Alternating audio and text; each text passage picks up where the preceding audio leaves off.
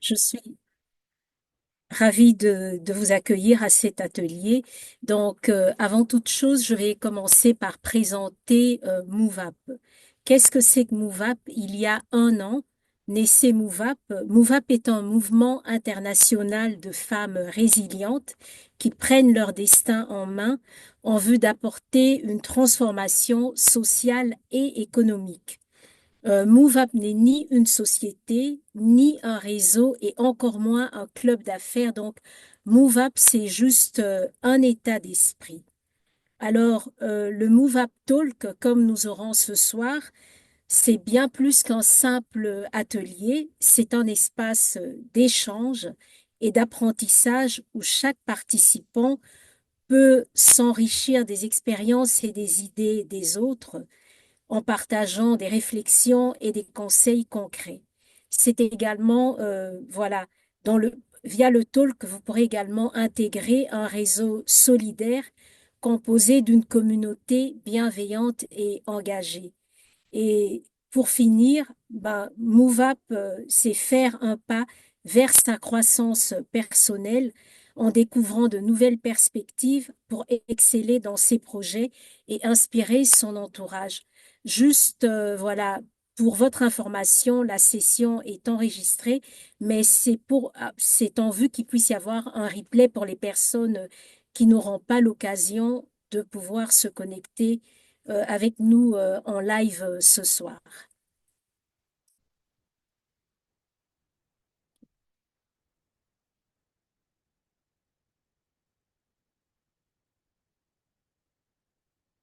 Voilà. Donc, vous voyez mon écran.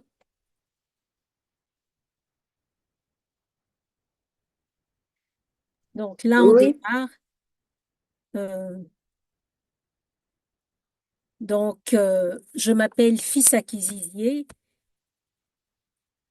Ok. Je m'appelle Fissa Kizizier. J'ai, je justifie de plus de 20 ans d'expérience au sein des organisations internationales ici à Bruxelles et principalement les institutions européennes où j'ai eu à avoir des formations dans le cadre de mes fonctions, d'avoir des formations en protocole et étiquette. Donc, c'est ce dont nous allons parler ce soir. Donc, ça, vous aurez le temps, voilà, de lire. C'est juste la biographie. Alors, de quoi s'agit-il? Donc, quand on parle d'étiquette, ben, il y a un dicton célèbre de David Swanson qui est un activiste anti-guerre d'origine américain. Il est également blogueur et auteur qui dit, vous n'aurez jamais une deuxième chance de faire une bonne première impression. Juste pour vous dire que les gens vont vous juger, vont se faire une idée de vous en moins de 2 minutes. Donc, d'où l'importance de soigner la première impression qu'on donne aux gens parce que c'est ce que les gens vont garder. Parce que si on la loupe, c'est très difficile de la rattraper après. Donc, en anglais, ça donne juste ça. You never get a second chance to make a great first impression.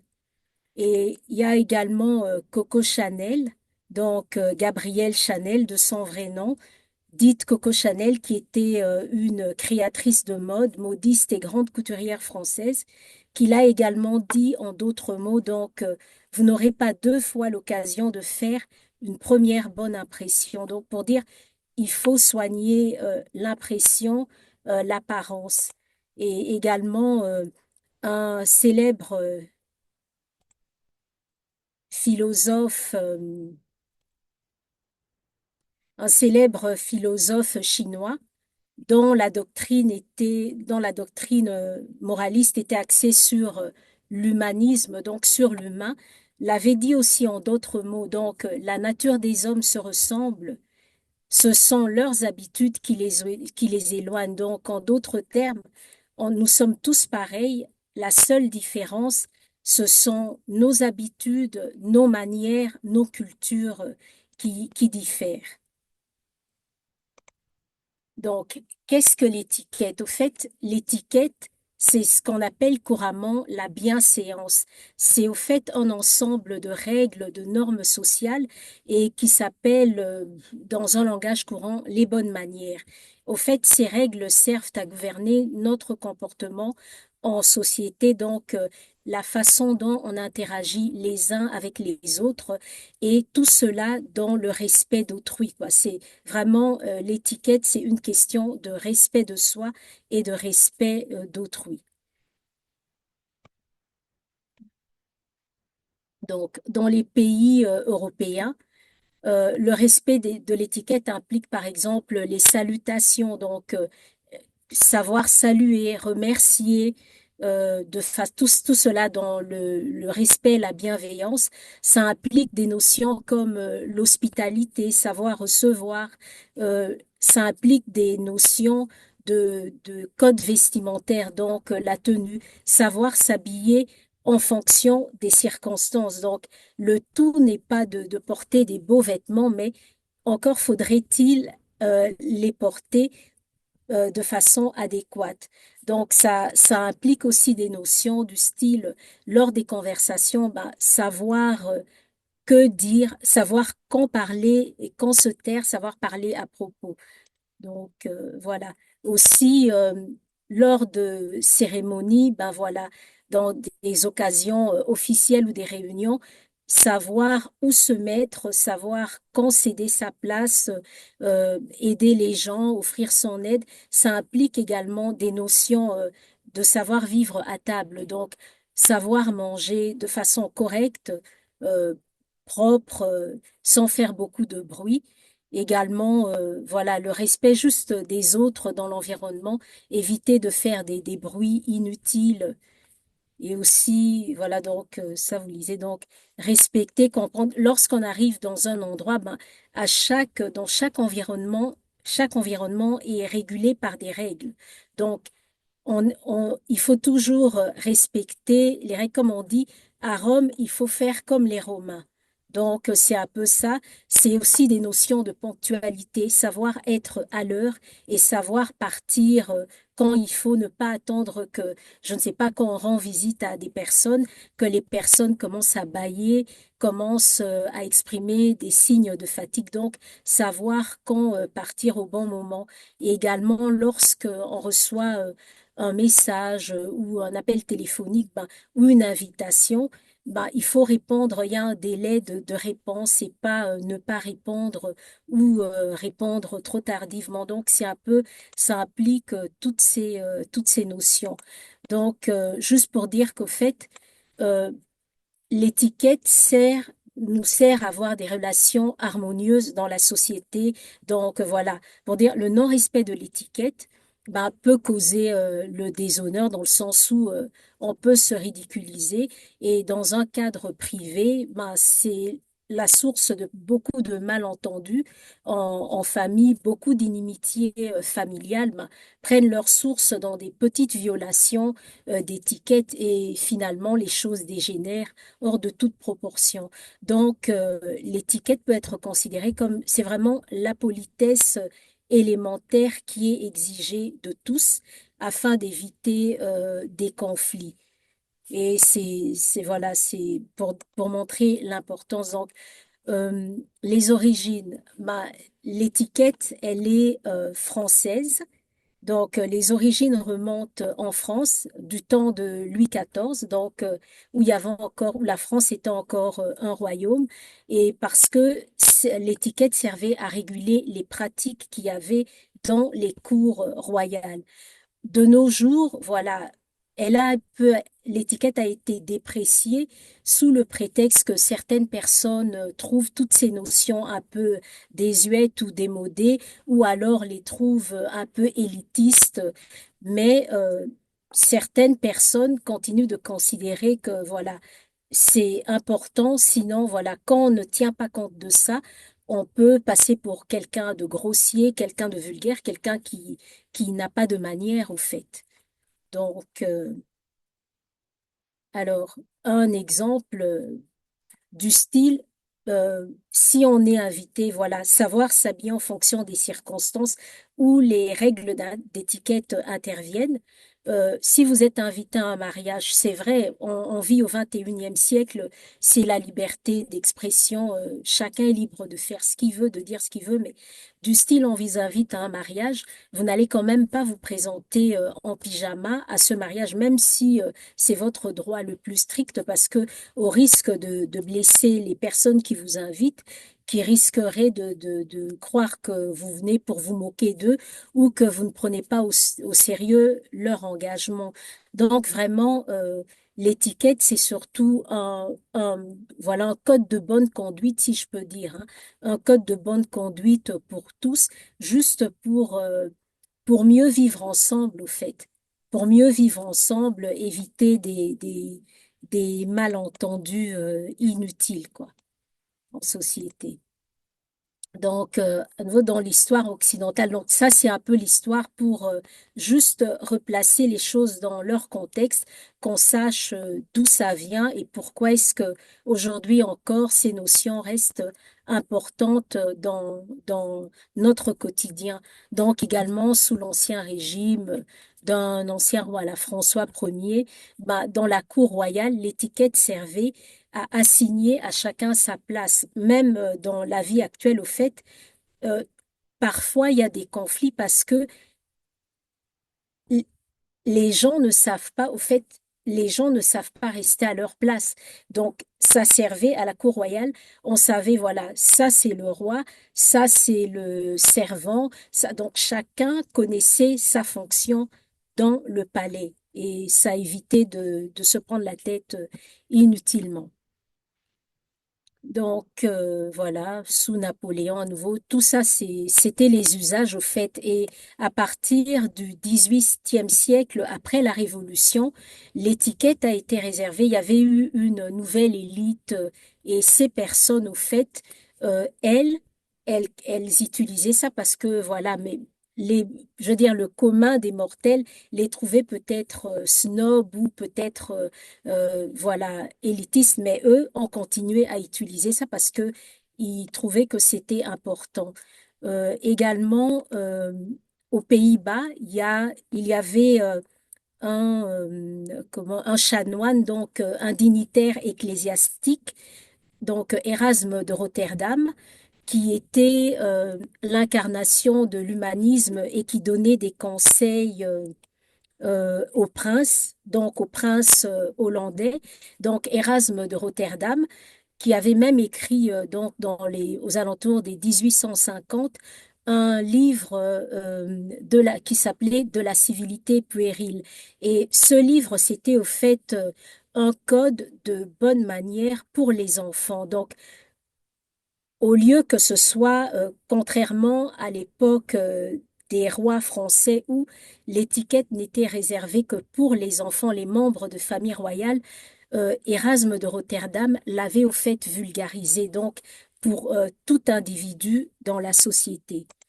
Alors, ça c'est de l'histoire. Il y a un autre historien français, euh, Philippe Ariès, qui lui s'en était servi donc avait commencé à le vulgariser au niveau de la vie privée, de la vie familiale. Donc, il a commencé à écrire le genre des premiers recueils de bonne manière, mais pour la vie en famille, quoi. Et alors, en Italie également, il y avait Giovanni de la Casa qui qui a aussi écrit un traité sur les bonnes manières. Et lui, son traité s'appelait en italien Galateo et Galateo en italien signifie simplement étiquette. Donc voilà, toutes ces choses pour dire, voilà, le terme étiquette, c'est la bienséance, c'est ce qu'il convient de dire, de faire dans une circonstance donnée, c'est avoir les bonnes manières, mais également avoir le bon goût, donc avoir le sens des nobles choses. Et donc, en parlant d'étiquette maintenant, dans notre époque actuelle, dans notre époque où on utilise beaucoup l'Internet, il y a aussi une étiquette qui s'applique à l'Internet et cette étiquette-là s'appelle la netiquette, donc qui est une contraction de Internet et étiquette. Et donc, la netiquette, voilà, elle est applicable pour Internet, sur les réseaux sociaux, sur les téléphones, puisque on utilise WhatsApp et plein d'autres. Donc, pour notre société moderne, alors la netiquette, elle n'est pas différente des règles de bonne éducation et de politesse élémentaire qui sont d'application dans la vie réelle. Donc, c'est juste les bonnes manières, mais à utiliser pour les courriers électroniques, pour les forums, pour les réseaux sociaux, pour Internet. C'est au fait simplement une charte de politesse, de savoir-vivre. Donc, juste pour dire, c'est pas parce que on est sur les réseaux sociaux qu'on peut se dire, voilà, je suis sur les réseaux sociaux, je dois publier tout et n'importe quoi, dire tout et n'importe quoi, ne pas être modéré dans les débats s'il y en a. Donc, le fait qu'on n'est pas si anonyme que ça sur les réseaux sociaux, quoi. La différence avec la vie réelle, on peut avoir un échange, voilà, c'est en privé, mais sur les réseaux sociaux, bah, tout ce que vous publiez, vous dites, bah, en un clic, ça va à travers le monde. Donc, si dans la vie réelle, euh, votre réputation sera mise à mal juste dans un milieu restreint, mais sur Internet, vous serez grillé à travers le monde. Donc, bien faire attention de nos jours à ces règles-là. Et voilà. Donc, l'Internet n'est pas un espace où on doit se permettre d'être sans foi ni loi. Toujours se dire, est-ce que ce que je me permets de dire sur Internet, sur les réseaux sociaux, est-ce que je le dirais à la personne si elle se trouvait en face de moi? Eh bien, si vous ne le feriez pas, rien ne vous autorise à le faire sur les réseaux sociaux. Donc, voilà. Donc, maintenant, on va entrer dans le vif du sujet. Donc, euh, nous aurons deux sessions. Donc, cette première session, c'est vraiment pour poser les bases et parler des règles de savoir-vivre.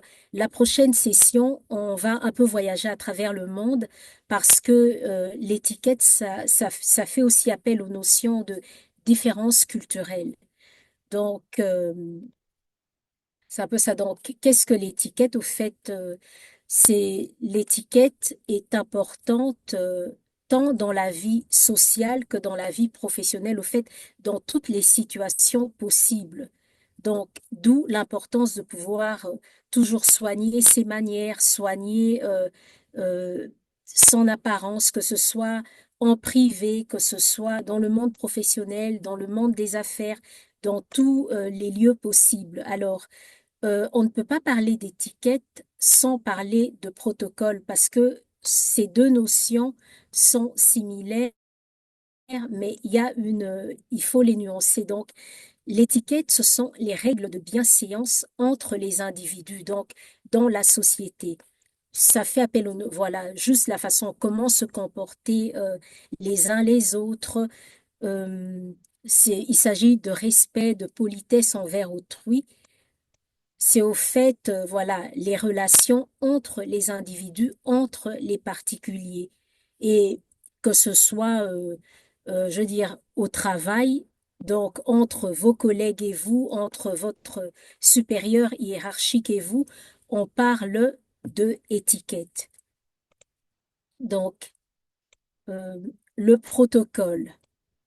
C'est aussi les bonnes manières, mais le protocole, on parle de protocole quand on se trouve dans un cadre officiel. Donc, par exemple, en politique étrangère, le protocole diplomatique est constitué de normes, des règles. Donc, ce sont les règles, par exemple, lorsqu'il y a des visites entre chefs d'État, les ministres, donc tout ce qui est officiel. Dans ce qui est officiel, on ne va pas parler d'étiquette, mais on va parler de protocole. La même chose lorsqu'on assiste à des conférences, à des séminaires, eh ben, le protocole va introduire les règles de préséance, comment placer les gens, qui passe avant qui. Donc, il y aura un code vestimentaire, il y aura un plan de table à respecter. Et toutes ces choses, au fait, c'est pour éviter des incidents diplomatiques, des différends. C'est pour juste, au fait, rendre les choses beaucoup plus fluides et favoriser un climat de paix et éviter des conflits militaires. Aujourd'hui, à travers le monde, ben voilà, il y a des guerres par-ci, par-là. Ben, ce sont des non-respects de notions, justement, de protocoles, des violations de ces notions. Donc, oui. Donc, au sens large, le protocole, c'est juste un ensemble de règles à observer lors dans le cadre des relations officielles et, et, et attaché à ces règles, contrairement euh, à l'étiquette qui est beaucoup plus sociale et familiale où on le fait sans chichi, si je peux dire. Ben, dans tout ce qui est protocole, justement, il y aura, les événements vont revêtir une certaine solennité. Donc, il y aura plusieurs règles vraiment strictes à respecter, quoi. Et ici, comme je dis, voilà, ce sont les relations officielles entre les États, entre les organisations, entre ou avec les organisations internationales. Et toutes ces règles sont toujours accompagnées de cérémoniales. Et c'est, voilà. Donc, c'est au fait l'ensemble des règles que les personnes. Voilà. Et par protocole, au fait, également dans les courriers. Donc, le courrier que je vais adresser à mon frère, à ma sœur, à ma cousine, eh ben, c'est pas le même langage, c'est pas le même type de courrier que je vais adresser à l'administration ou à un officiel. Donc, dans ce type de courrier, il y aura des règles de protocole à respecter. Parce que justement, on ne s'adresse pas à ce type d'individus qui sont, qui occupent un certain rang dans la société de par leur naissance, les membres de famille royale, de par leurs fonctions, les chefs d'État, les ministres, les représentants d'organisations internationales. Donc, toutes ces personnes, il y a certaines règles de politesse, de protocole à respecter dans la façon dont on s'adresse à eux, aussi bien à l'oral que à l'écrit. Et c'est là que on parle de protocole, au fait. Donc, si c'est, voilà, voilà. En bref, protocole, règle lors des cérémonies officielles, aussi bien sur le plan national que international. Donc, pour conclure, donc, la différence entre protocole et politesse ou étiquette, c'est que le mot protocole ne se conçoit qu'à partir d'un certain niveau social, d'une certaine structuration de la société, alors que la politesse ou l'étiquette est pratiquée à tous les niveaux de la société. C'est ce qu'on pratique au quotidien. Je vais au supermarché, je suis poli avec la caissière, avec le vendeur, on est dans l'étiquette. Je vais dans un ministère, euh, pour m'adresser à un ministre ou à un chef d'État, on est dans le protocole. Donc, si dans la vie courante, pour l'étiquette, on peut se permettre certaines fantaisies. Dans le protocole, il y a des règles bien strictes à respecter. Voilà. Donc, lorsqu'on parle de protocole ou d'étiquette, le but, c'est vraiment harmoniser les relations humaines.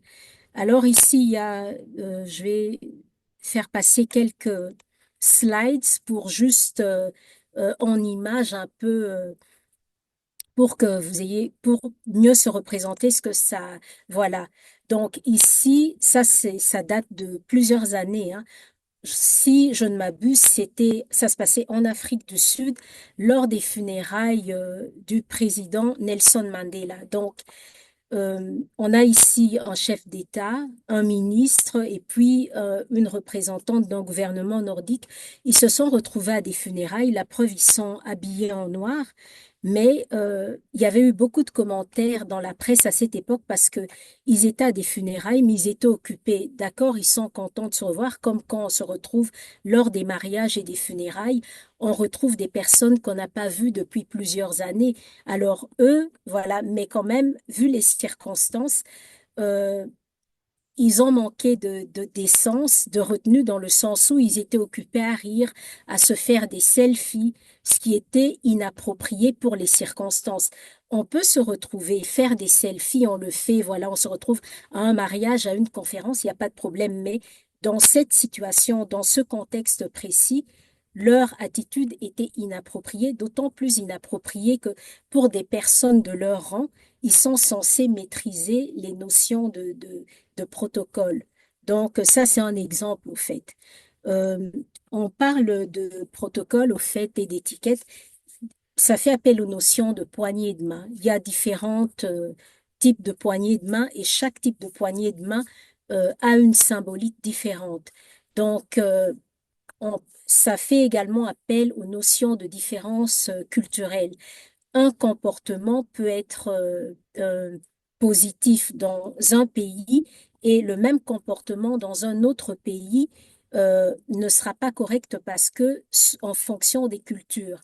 Euh, Par exemple, pour les cadeaux, dans la culture européenne, lorsque je reçois un cadeau, ben, la politesse veut que j'ouvre le cadeau devant la personne qui me l'offre et que voilà, je la remercie.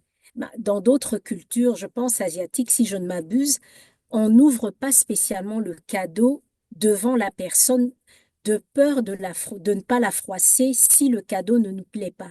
Donc, voilà, ce qui est poli dans une culture peut être tout à fait impoli dans une autre culture. Donc, comme je dis, à Rome, on fait comme les Romains. C'est juste question, il faut se renseigner et s'adapter. Donc, voilà, on est ça fait appel l'étiquette, le protocole aux notions de code vestimentaire. En entreprise, on va pas venir en entreprise avec un short, avec un top, avec des bretelles spaghetti, avec une mini, comme si on allait à la plage. Donc, euh, la mini-jupe, le top à bretelles spaghetti n'est pas mauvais en soi, mais porté en entreprise, dans un contexte professionnel ou d'affaires, c'est inapproprié, mais le porter à un barbecue qu'on organise chez soi ou chez des amis ou à la plage, c'est tout à fait adapté. Donc, c'est ce genre de choses. Alors, on parle de préséance lors des cérémonies officielles. Ben, il y a un certain ordre. On ne s'assied pas n'importe comment. Il y a un ordre, donc comment installer les gens. Donc ça fait appel à ce genre de notion. Il existe également des règles sur les cadeaux d'affaires. Dans certaines institutions, on n'accepte pas les cadeaux. euh, on n'accepte pas les cadeaux pour éviter des conflits d'intérêts et aussi pour éviter la corruption. Donc, dans certaines autres, on peut accepter des cadeaux, mais tant que ces cadeaux-là ne sont pas des choses, ça dépendra de la valeur, au fait, de la valeur des cadeaux. Donc, si jamais, je ne sais pas moi, je reçois d'un client ou d'un partenaire un cadeau qui est fort onéreux, euh, je ne vais pas le refuser, mais j'irai le présenter en entreprise à un service qui réceptionne le cadeau. Donc, ils estimeront si je peux le garder parce qu'il n'a pas beaucoup de valeur, mais s'il a une grande valeur, je ne vais pas le garder. Il va être offert à des œuvres caritatives et tout ça. Donc, même pour les cadeaux d'affaires, il y a des règles à respecter. Alors, euh, de plus en plus maintenant, avec la crise Covid, on travaille beaucoup dans les open space, mais à nouveau, dans les open space, il y a des règles d'étiquette, de courtoisie à respecter parce que on travaille, mais à côté de nous, il y a aussi des collègues qui travaillent, donc on ne peut pas parler haut et fort, on ne peut pas commencer à téléphoner, recevoir des coups de fil tout le temps et déranger tout le monde. Donc, c'est un peu toutes ces notions. Pareil dans les transports publics. je suis dans le train, on me téléphone ou je téléphone. Oui, c'est mon droit de téléphoner, mais ce n'est pas comme on dit, ma liberté s'arrête où commence celle des autres. Alors, parfois dans le train, voilà, je suis agacée parce que à l'autre bout du train, il y a quelqu'un qui est occupé à téléphoner, mais qui parle haut et fort et durant tout le trajet, qui fait partager, qui fait profiter à tout le monde toute sa vie, qui n'intéresse personne. Donc, c'est un peu ces petites notions, au fait, qui, voilà. Et aussi au restaurant. Par exemple, ici, voilà, ce n'est pas poli quand on est au restaurant avec des gens, d'avoir son téléphone à côté de son assiette. Ben, ça veut juste dire quoi? Vous vous ennuyez de la compagnie euh, des autres personnes. Vous attendez le premier appel pour vous échapper. Donc, c'est un peu ces petites choses-là auxquelles il faut faire attention pour éviter de froisser les autres. Alors, les règles du savoir-vivre. Donc, euh, c'est vrai, les bonnes manières sont rarement remarquées parce que les gens trouvent, voilà, c'est normal, ça va de soi. Par contre, les mauvaises manières peuvent ternir votre réputation à jamais. Et en général, les personnes qui ont des manières ne vont pas vous dire, ah voilà, Fissa, tu es mal élevé, tu n'as pas de bonnes manières. Ils ne vont pas le dire parce que justement, ce n'est pas convenable de dire ça aux gens, mais faut leur faire confiance. Ils iront dire, ah oui, tu as déjà remarqué, Fissa, elle n'a pas de manières, voilà, elle arrive toujours en retard, elle a toujours 10 minutes de retard quand on l'invite. Et ceci donc, faut toujours avoir en tête de faire bonne impression et voilà, de soigner son image. Donc, euh, nous allons aborder ici les points que nous allons aborder pour cette session. Comment bien présenter et bien se présenter. Les codes dans le monde du travail. Euh, les codes au niveau du repas et puis des règles un peu plus basiques. Donc, comment bien présenter et se présenter. Donc, il est important de soigner les présentations. Donc, lorsque vous vous présentez, eh ben, on dit bonjour madame, bonjour monsieur. On indique son nom et son prénom, du style bonjour madame, fils à Kizizier. Mais on ne se présente jamais bonjour madame Kizizier. Disons que cette formulation-là, euh, ne peut être utilisée que lors des appels téléphoniques. Je suis en train d'appeler quelqu'un euh, dans le cadre professionnel. Oui, bonjour, voilà, c'est Kizizier au bout du fil, mais dans un cadre, voilà, on me présente à quelqu'un. Bonjour madame, bonjour monsieur, fils à Kizizier. Alors, lorsque vous faites les présentations, deux cas sont à préciser. Donc, vous présentez un subalterne à un hiérarchique et non l'inverse. Donc, du style, Monsieur le directeur, je vous présente fils à Kizizier. Et par exemple, c'est l'homme qu'on présente à la femme. Donc, fils Kizizier, je vous présente Monsieur Dulac. Par contre, si cet homme est un senior euh, et que le respect oblige qu'on annonce en premier, ce sera, voilà, euh, euh, fils Kizizier, je vous présente Monsieur le directeur. Aussi, lorsqu'on fait l'objet d'une présentation, vous dites tout simplement ravi de vous rencontrer, ravi de faire votre connaissance. Alors, si votre interlocuteur vous demande ah, comment allez-vous? Ben, dites-vous que c'est simplement une formule de politesse, mais ce n'est pas une question. Donc, on répond toujours par une formule neutre du style merci et vous-même. Donc, en aucun cas, vous n'allez commencer à étaler vos états d'âme du style, ah bonjour, comment tu vas? Oui, tu sais, j'ai mal dormi, je me suis levée du mauvais pied. Non, c'est vrai qu'on entend ces choses dans le langage courant, dans la vie courante, mais ce sont des impairs, ce sont des fautes. Ça ne se dit pas. Donc, même si vous vous êtes levé du mauvais pied, vous avez mal dormi, ça n'intéresse pas votre interlocuteur. Limitez-vous juste, je vais bien, merci, et vous-même.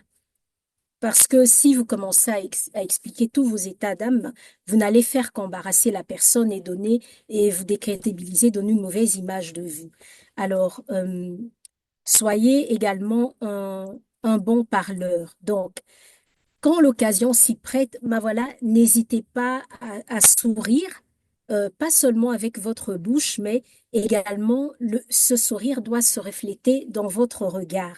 OK? Et également, au cours d'une conversation, bah, prenez le temps de laisser les autres s'exprimer sans les couper, même lorsque on est dans un débat, dans le cadre d'un débat qui est animé, bah, essayez de ne pas interrompre les autres, de ne pas les couper. Attendez qu'ils aient fini et alors vous pourrez également exprimer votre point de vue. Et cela est d'autant plus vrai si, voilà, vous coupez toujours les autres pour kidnapper la parole. Ah oui, moi aussi, moi je sais, moi aussi j'avais fait ça, moi aussi j'allais. Donc, ce sont des habitudes, il faut être attentif à ce genre de choses. Voilà, ah oui, moi aussi, il m'est déjà arrivé ceci, moi aussi, et voilà. Parce que c'est des choses, même si les gens ne disent pas, ils seront agacés, ils vont se dire, ah oui, voilà, lui, il parle que de lui, il parle que d'elle. Et donc, alors, autre chose également, euh, il faut toujours s'intéresser à vos interlocuteurs en leur parlant en leur posant des questions, mais sans toutefois se montrer indiscret.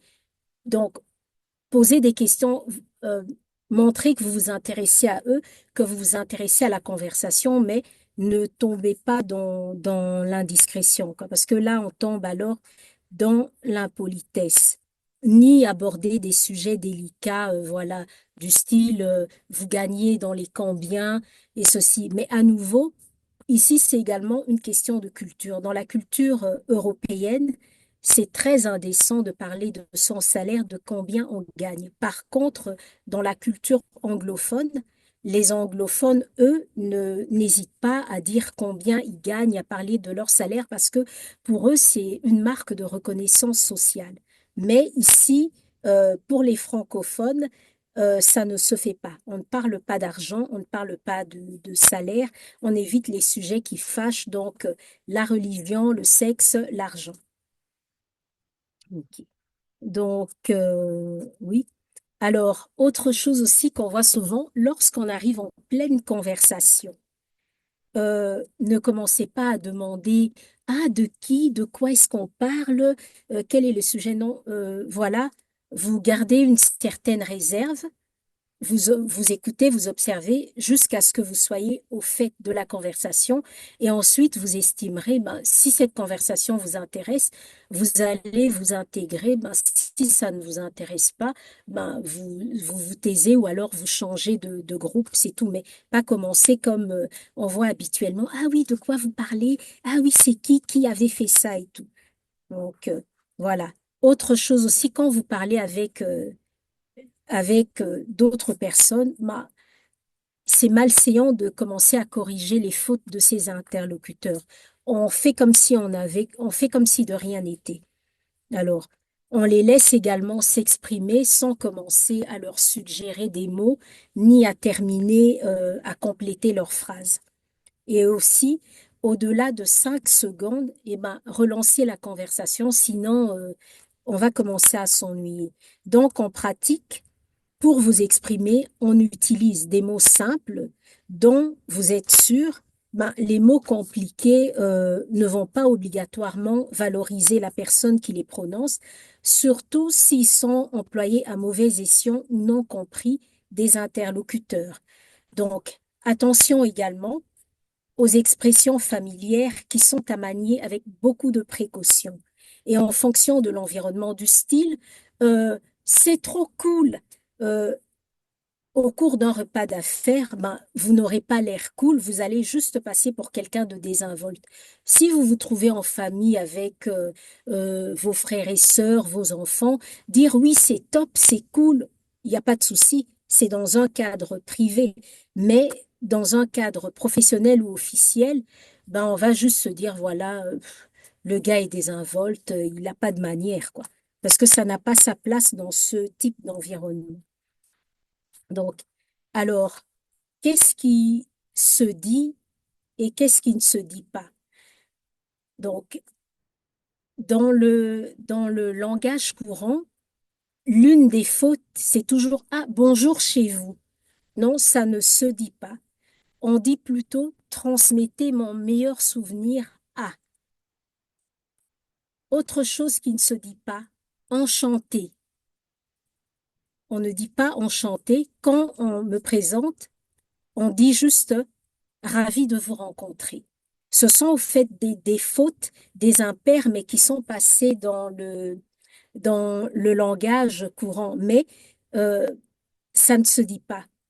On le dit comme ça, mais les personnes qui, dans certains milieux où les gens ont des notions d'étiquette, de protocole, qui les pratiquent, au fait, vous allez juste, on va vous coller, pardon, on va vous coller une étiquette. La même chose dans le langage courant, on entend souvent au plaisir, à la prochaine. Ça ne se dit pas. Vous dites juste au revoir. Pareil, bonjour monsieur, dame, bonjour. Eh ben, ce sont des fautes, on ne dit pas ça, on dit bonjour madame, bonjour monsieur, bonjour mesdames, bonjour messieurs. Une autre faute qu'on entend souvent, votre dame. Non, on dit votre épouse. Une autre faute également, des fois. On ne dit pas des fois, mais on dit parfois, on dit quelquefois. Un autre impair qu'on entend souvent, le professeur à ma fille. Ça ne se dit pas, on dit le professeur de ma fille. Bon appétit. Ça, c'est le pompon, quoi. Ça, c'est vraiment ce qui est passé. Donc, ça ne se dit pas. On ne dit pas bon appétit, ça ne se souhaite pas. On ne dit rien. Par contre, si on vous souhaite une personne, voilà, ne sait pas, vous dit bon appétit, eh ben, vous êtes poli, vous ne souhaitez pas, mais vous répondrez juste vous de même. Mais en aucun cas, vous ne souhaitez bon appétit à qui que ce soit. Ça ne se dit pas. Parce qu'au fait, au Moyen Âge et tout, bon appétit, au fait, c'était vulgaire dans le sens où ça faisait appel aux intestins, voilà, à toutes ces choses-là, donc ça ne se dit pas. La même chose, euh, lorsque on est en train de prendre un verre, à la tienne, à la vôtre, ça ne se dit pas, on ne dit rien, ou alors on dit santé. Lorsqu'une personne éternue, ben, la faute la plus courante, on dit à vos souhaits. Non, on ne dit rien. Une personne éternue, on ne dit rien, on ne souhaite pas, on ne dit pas à vos souhaits.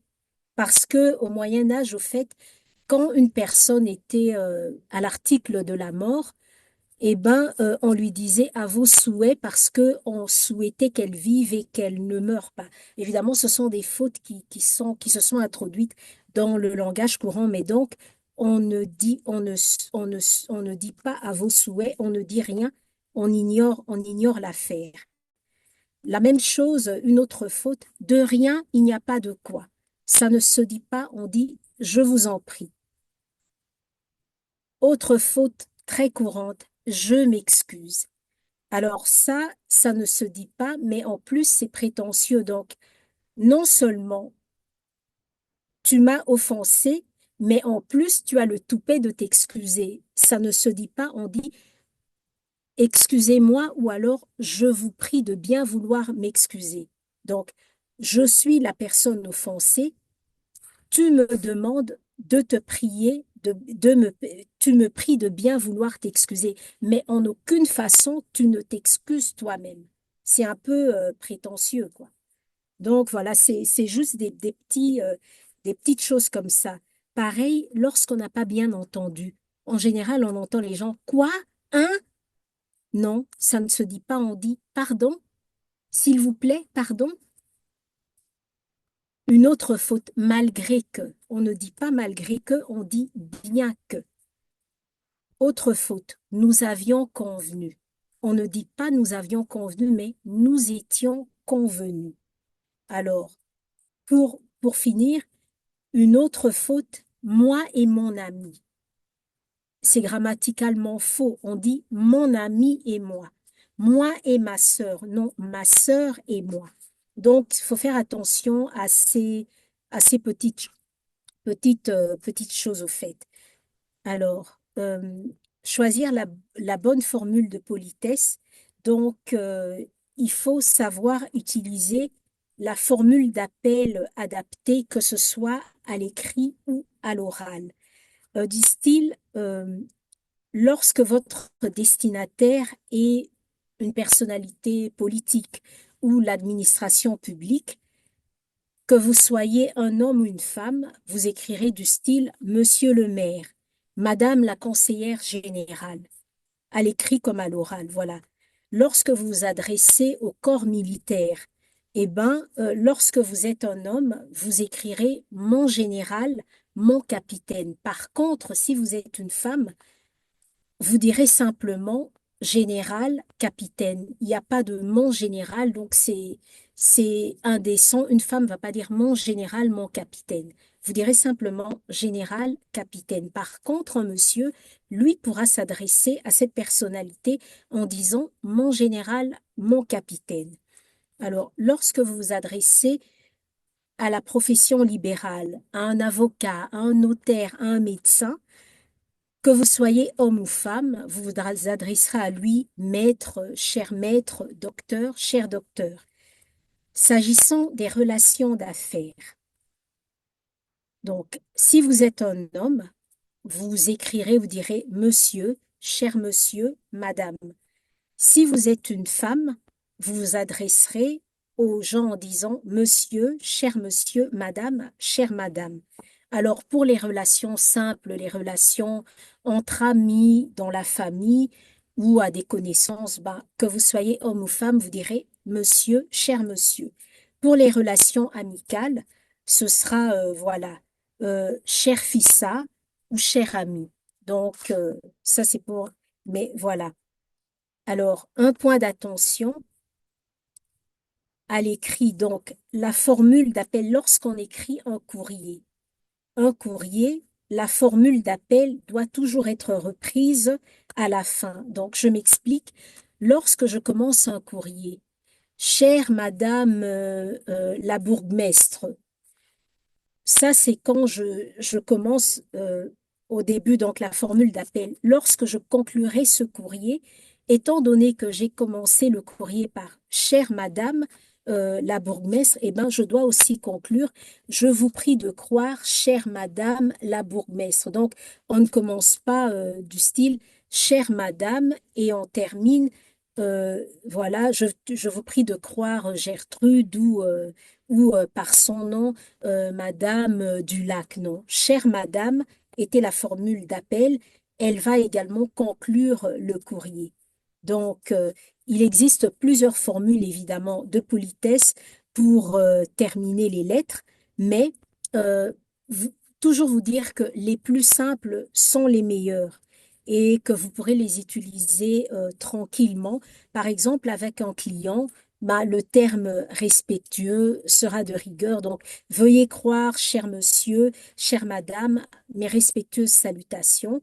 À une femme, on dira, je vous prie de croire, chère madame, à l'assurance de mes sentiments respectueux.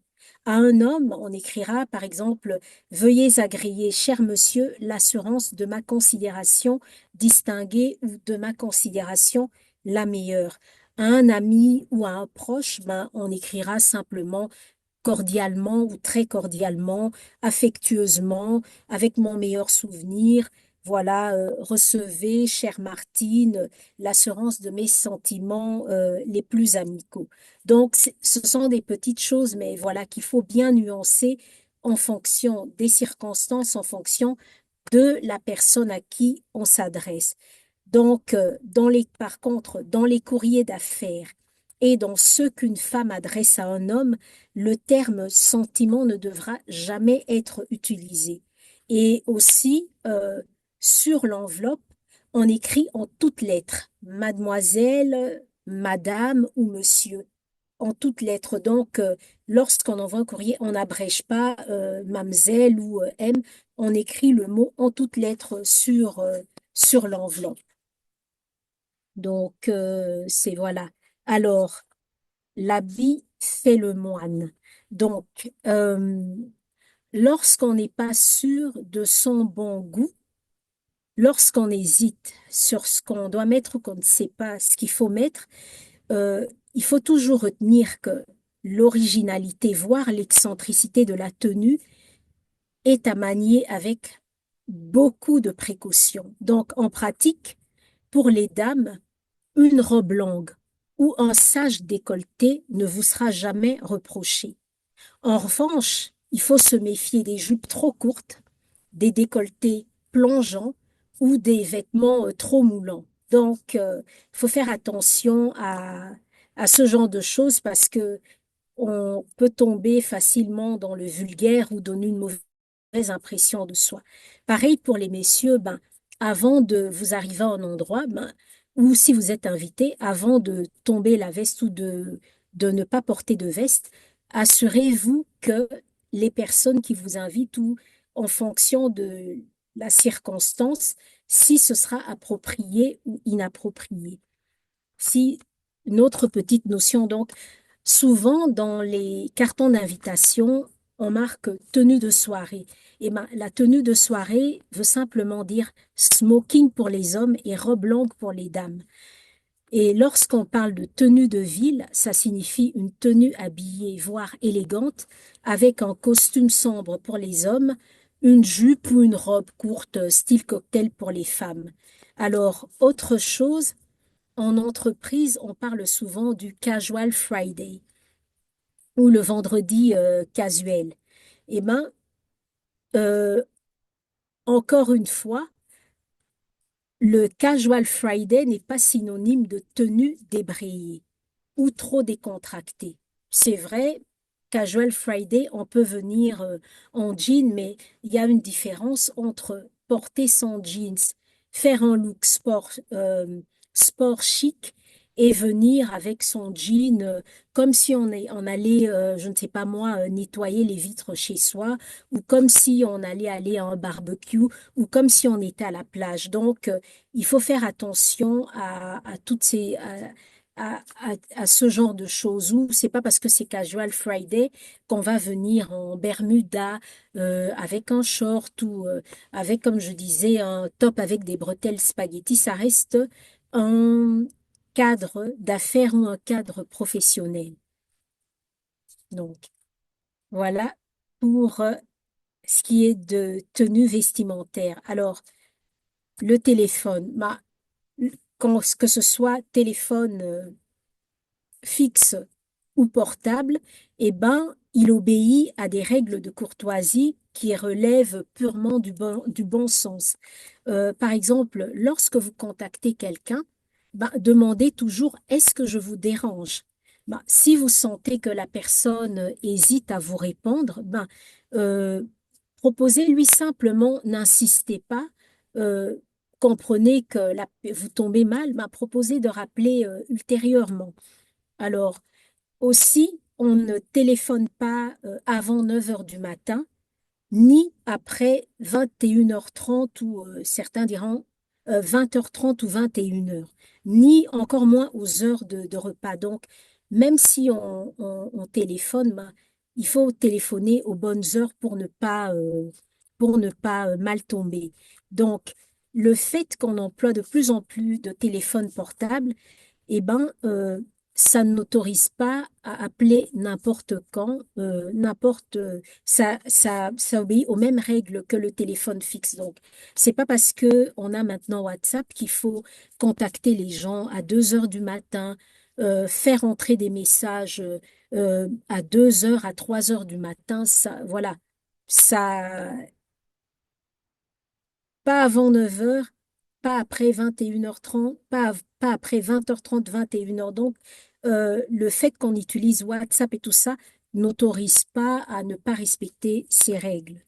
Donc, lorsque euh, vous répondez au téléphone, eh ben, préférez toujours distinguer un instant, s'il vous plaît, plutôt que de dire ne quittez pas.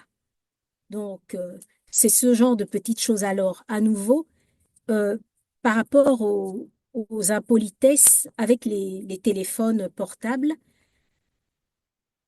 on n'initie pas, on ne met pas de haut-parleur ni d'appel vidéo sans l'aval de son interlocuteur. Parce que souvent, les gens vont, vous êtes en train de parler, une personne va activer le haut-parleur, ça ne se fait pas. On demande toujours à son interlocuteur, est-ce que je peux mettre sur haut-parleur? Pareil, on n'initie pas un appel vidéo, on demande à la personne si on peut faire un appel vidéo. Et si la personne vous donne son aval, alors vous le faites. Donc, pour dire, c'est pas parce qu'on a WhatsApp, on emploie des téléphones portables qu'on peut se permettre tout et n'importe quoi. Donc, ça ne passe pas. Parce que ce sont des choses, au fait, si vous ne respectez pas ça, votre interlocuteur va simplement se sentir piégé parce qu'il n'a pas été prévenu et la personne peut être mal à l'aise, vous ne savez pas, elle était peut-être en pyjama, vous l'avez appelée, vous avez fait un appel vidéo, elle était peut-être pas apprêtée, donc il faut faire attention à ce genre de choses et se montrer bienveillant. Donc, pareil aussi, lorsqu'une personne vous appelle de son téléphone portable, ben, ne prolongez pas inutilement la communication au-delà du raisonnable. Essayez de ménager son forfait. Donc, également à utiliser avec précaution. Il arrive parfois qu'on voit l'en téléphone partout, tout le temps, au volant, au supermarché, mais lorsqu'on arrive devant la caissière et qu'on veut régler ses achats, si on était au téléphone, ben, on arrête cette conversation parce que sinon, on est en train de faire attendre et la caissière et la file derrière nous. Donc, c'est des choses, voilà, qu'on voit souvent, mais qui ne sont pas, qui ne se font pas au fait. Donc, voilà, ne pas téléphoner pendant qu'on est en train de régler un achat, raconter sa vie dans les transports en commun, en faisant profiter aux autres voyageurs tous ces états d'âme. Alors aussi, on ne reproche pas à une personne d'avoir éteint son téléphone. Ah oui, j'ai essayé de t'appeler, je ne sais pas moi, depuis toute la matinée, pourquoi tu avais éteint son téléphone? Ben, c'est son droit le plus strict. La personne avait peut-être envie de calme, elle avait éteint, elle était peut-être déchargée. Voilà, donc on ne reproche pas, on n'a pas pu avoir la personne, oui, mais voilà, quand on l'aura, on lui parlera ou on lui fera un message voilà, qu'elle lira après. Pareil, le téléphone portable ne se pose pas sur la table lors d'un repas, parce que comme j'ai expliqué tantôt, ça c'est juste au fait, vous envoyez le message aux autres convives qu'ils sont ennuyeux, vous avez juste envie de vous échapper au premier coup de fil. Donc, c'est un peu ces petites choses. Et d'où quand vous pouvez, vous mettez sur vibreur ou sur silencieux, quoi. La même chose, vous êtes à une réunion, ben, mettez votre téléphone sur vibreur ou sur silencieux au lieu qu'il ne sonne et ne dérange tout le monde. C'est vous qui serez vu, au fait, hein. Donc, d'où c'est un peu ça par rapport au téléphone. OK. On a encore une heure. Donc, alors, le monde du travail et ses codes. Donc, ici, euh,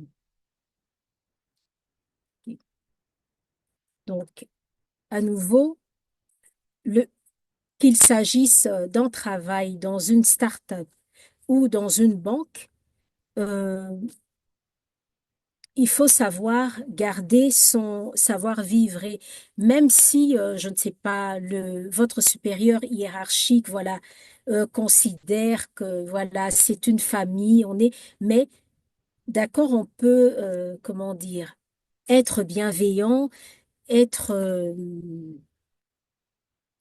moins formel, mais sans toutefois tomber dans dans la familiarité.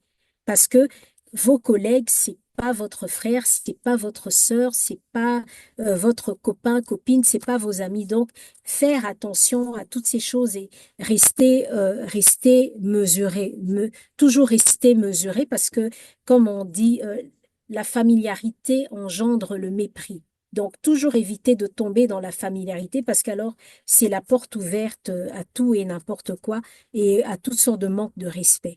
Pareil, avant d'entrer dans un bureau, ben, on frappe et on attend que on nous invite d'y entrer. Donc, on n'arrive pas comme ça à entrer dans les bureaux des collègues ou sans frapper, ou même si on a frappé, ben, attendez qu'on vous invite. Si la personne n'a pas réagi, ben, n'entrez pas. Alors, pareil, lorsqu'une personne pénètre dans votre bureau, selon vos rapports avec la personne, ben, vous vous levez pour l'accueillir. La même chose, s'intégrer dans un groupe ne signifie pas s'incruster. Donc, mieux vaut toujours demander, je ne sais pas moi, à des collègues, à des personnes, ah, est-ce que je peux venir déjeuner avec vous? Que de, voilà, que de lancer en disant, ah oui, je viens avec vous comme ça. Bon, évidemment, les gens ne vont pas vous remballer. Ça ne se fait pas. Mais voilà, les gens seront peut-être mal à l'aise, ils avaient peut-être pas envie d'aller déjeuner avec vous. Donc, demandez toujours et attendez la réaction des gens. Si vous sentez qu'ils hésitent, n'insistez pas. Si ils vous invitent de bon cœur, mais voilà, mais en aucun cas on ne s'incruste. Ah oui, je viens déjeuner avec vous, je vous accompagne ici. Non, c'est voilà, faut juste faire attention à ces petites choses. Lorsque vous êtes le patron, le responsable hiérarchique, ben en arrivant le matin, ça ne coûte rien, ça ne vous fera pas de mal. Saluez vos équipes le matin en arrivant. Vous remerciez un collaborateur à l'occasion d'une tâche qui a été effectuée. Vous donnez des retours positifs et voilà, vous écoutez sans couper la parole et vous positionnez des réunions à des horaires qui sont accessibles à tout le monde. Donc, du style, on ne va pas mettre une réunion à 8 heures du matin en sachant que euh, tous les collègues ne seront pas là, certains sont encore dans les transports, ou alors encore moins mettre une réunion en fin de journée, genre à 17 heures, en sachant que, bon, la journée se termine, la plupart doivent partir, donc on va pas retenir les gens inutilement, encore moins un vendredi parce que c'est le dernier jour de semaine. Plusieurs personnes terminent peut-être vers 16 heures déjà le vendredi. Donc, il faut faire attention à ce genre de choses, ni de mettre une réunion euh, aux heures de midi. Attention, à moins que vous n'organisiez une lunchtime session où vous allez apporter les sandwichs. Mais en dehors de ça, voilà, vous faites attention à ce genre de choses. Et lorsque vous présentez également, lorsque vous êtes le supérieur hiérarchique et que vous présentez votre collaborateur, eh ben, vous le présentez avec son prénom et son nom pas plutôt qu'avec sa fonction du style. euh, je vous présente Stéphanie Dulac, mon assistante, au lieu de voici mon assistante. C'est vrai, c'est sa fonction, mais présentée comme ça, la personne pourrait ne pas se sentir valorisée. Donc, faut toujours faire attention à ce genre de choses. Et maintenant, lorsque vous êtes le collaborateur, eh ben, vous allez être convivial, mais sans tomber dans une familiarité déplacée. Donc, il y a toujours des limites. Même si on s'entend bien, c'est ta collègue, mais ta collègue, c'est pas ta psychologue, c'est pas ton ami. Donc, tes problèmes familiaux, tes problèmes de couple, euh, ne l'intéressent pas. En tout cas, c'est pas dans un cadre professionnel qu'on vient raconter ça. Donc, il faut faire attention un peu à toutes ces choses. Donc, lorsqu'il y a des débats, restez, même si c'est houleux, voilà, vous essayez de rester modéré. Alors, vous montrez serviable, mais sans tomber dans l'obséquiosité. Donc, on peut aider, mais voilà, pas être lèche-botte, tout ça, voilà, vous n'allez pas, je veux dire, d'accord, vous vous dites peut-être, ah oui, je vais faire ça parce que j'aurai une promotion ou j'aurai tel contrat. Oui, ben, les personnes, votre chef ou les personnes auprès de qui vous le faites, ben, auront juste une piètre image de vous. Et c'est la porte ouverte à à toutes sortes d'abus également. Donc, vous restez serviable, mais sans jamais se montrer obséquieux. Euh, la même chose lorsque vous êtes, voilà, vous allez passer des interviews. Bah, il n'y a pas que le bon CV, on ne tient pas compte que du bon CV, également vos manières, donc arriver à temps, votre façon de vous comporter, votre tenue vestimentaire, c'est un peu toutes ces choses qui vont entrer en ligne de compte. Et aussi, voilà, la façon dont, je ne sais pas, vous venez pour une interview, on va vous demander, voilà, parler de vos anciens employeurs. Bah, si vous mettez, même si vous êtes séparés en de mauvais termes, mais si vous vous mettez à les critiquer, à casser du sucre derrière leur dos, bah, la personne le recruteur, bah, il sera effrayé, il va se dire, bah, et moi, qu'est-ce qu'il dira? Donc, vous risquez de passer à côté d'une opportunité. Voilà, donc il faut faire attention à ça. Voilà. Vous n'arrivez pas en posant vos affaires sur le bureau du recruteur. Vous attendez qu'on vous demande de vous asseoir. Donc, vraiment, ces petites notions-là.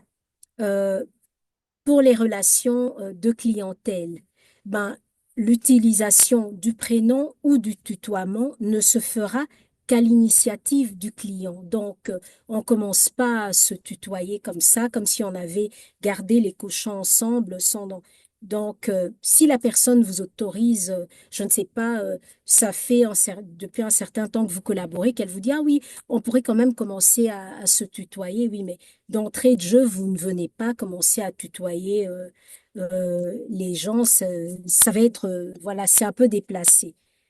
C'est un peu déplacé et vous allez passer pour une personne sans gêne, au fait.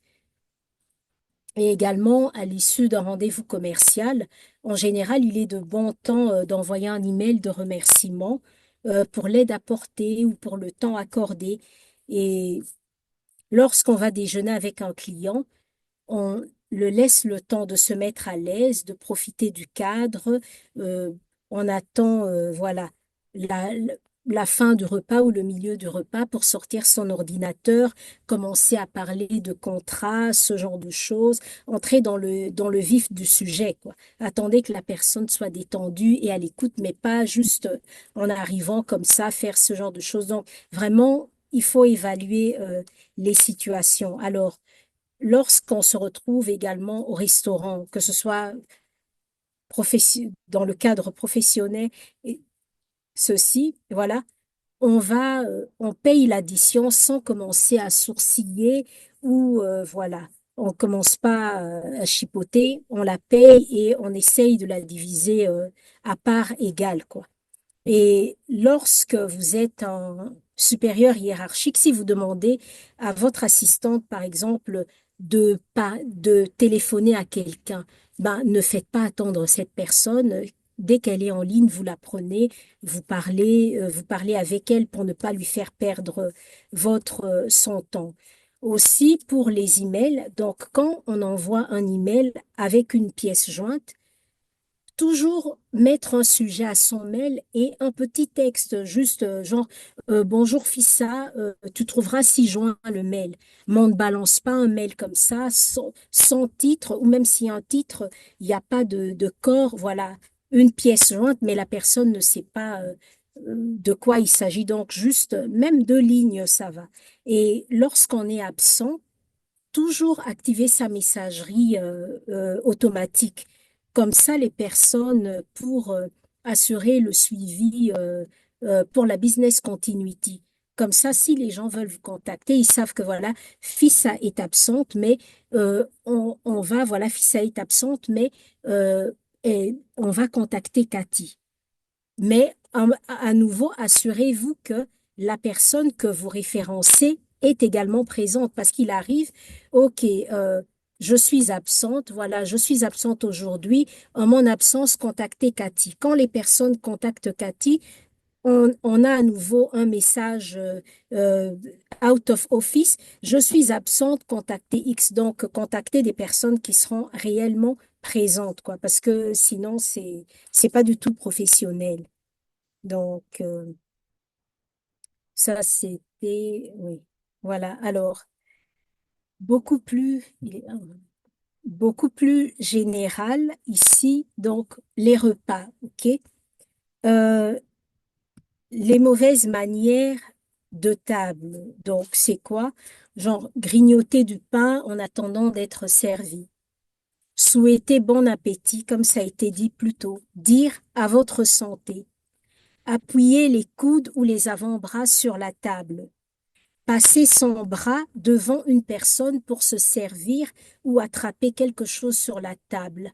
Donc, on va plutôt demander à la personne qui se trouve à côté, je ne sais pas moi, du poivrier ou de la salière de nous la passer, mais on va pas passer son bras.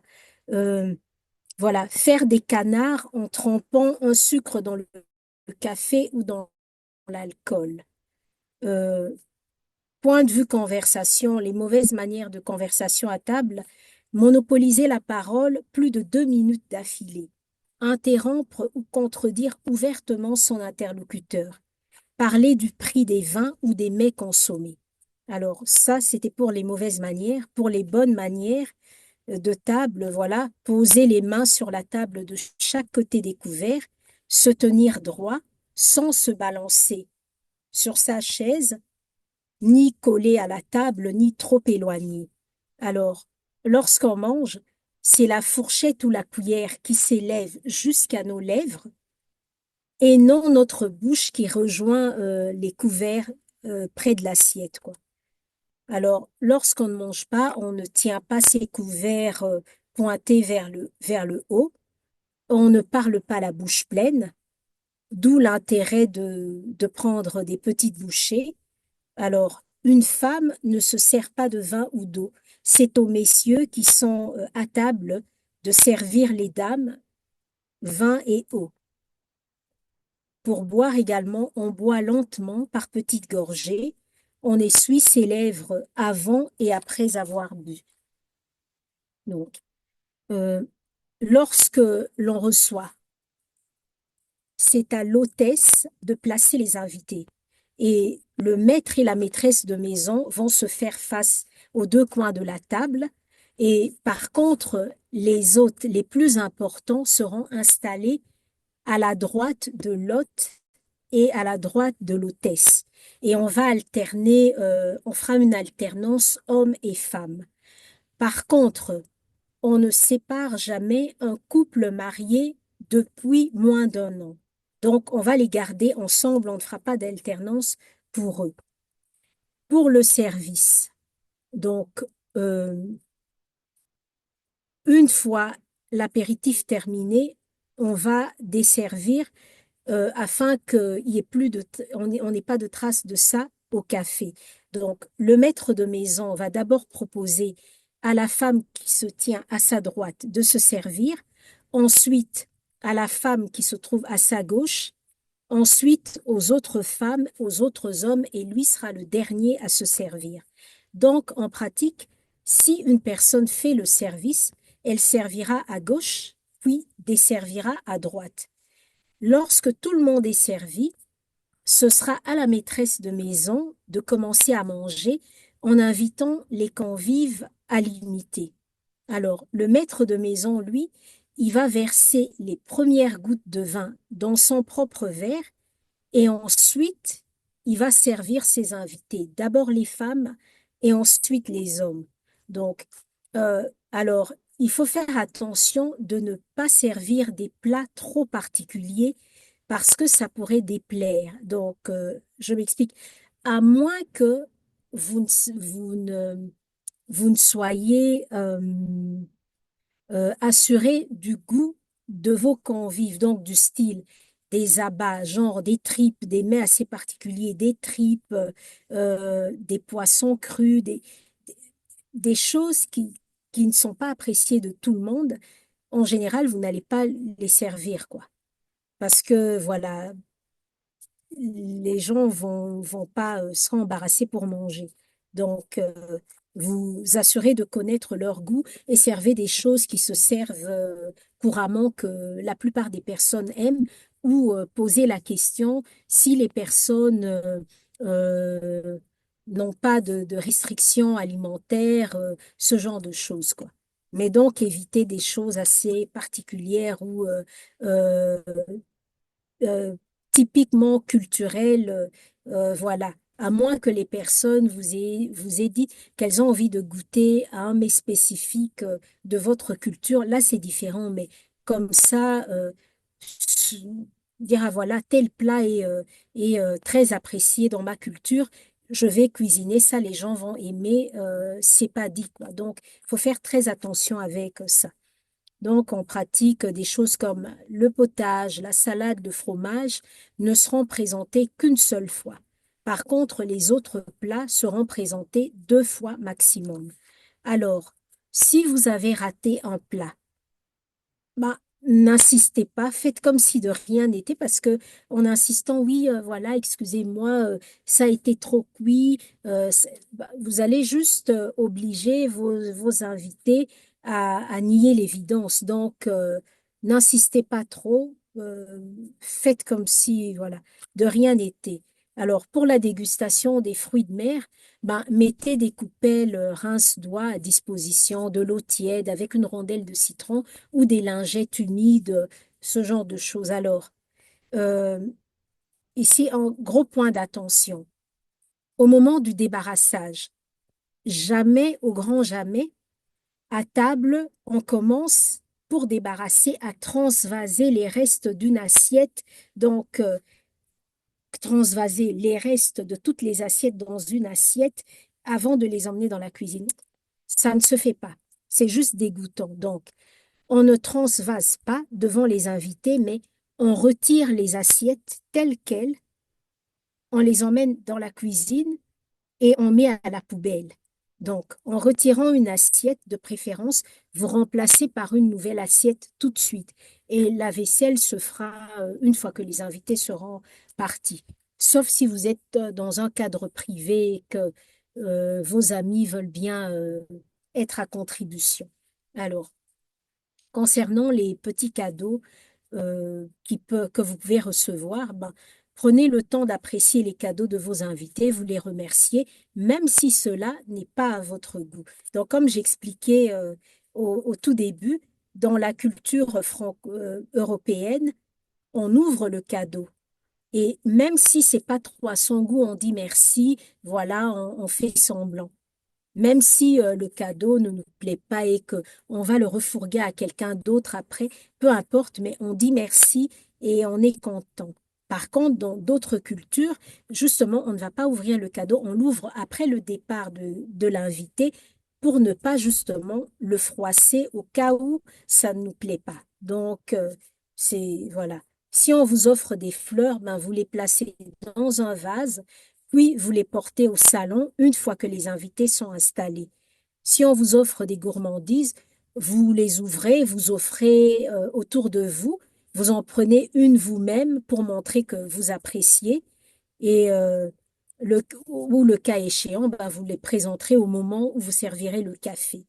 Alors, donc, une bouteille, lorsqu'on vous emmène une bouteille de vin, de champagne, peu importe, vous devez la présenter lors du repas, sauf si euh, la bouteille qui vous a été offerte ne s'accorde absolument pas avec les mets que vous allez servir, ou si vous aviez vous-même déjà prévu une autre bouteille, alors dans ce cas, vous allez l'indiquer à la personne qui vous a offert la bouteille et il y a pas y a pas de problème. Donc, ça, c'était pour... est-ce que ça va jusque-là? Parce que je parle. Ok. Donc, alors, une table bien préparée. Donc, ok, ok, super. Parce que je parle, mais en même temps, comme c'est des notions, donc, si c'est une session en présentiel, là, ce sera différent. Il y aura beaucoup plus d'interactions et beaucoup plus d'interactions. Mais ici, c'est vraiment pour euh, placer les choses dans le contexte, pour vraiment poser les bases. Mais évidemment, toutes ces choses, chacune de ces choses sont l'objet d'une session bien spécifique, quoi. Donc, comment avoir une table bien préparée pour les assiettes. Donc, l'assiette de présentation se placera toujours à 1 centimètre du bord de la table. L'assiette à pain se place en haut à gauche, à hauteur de la fourchette.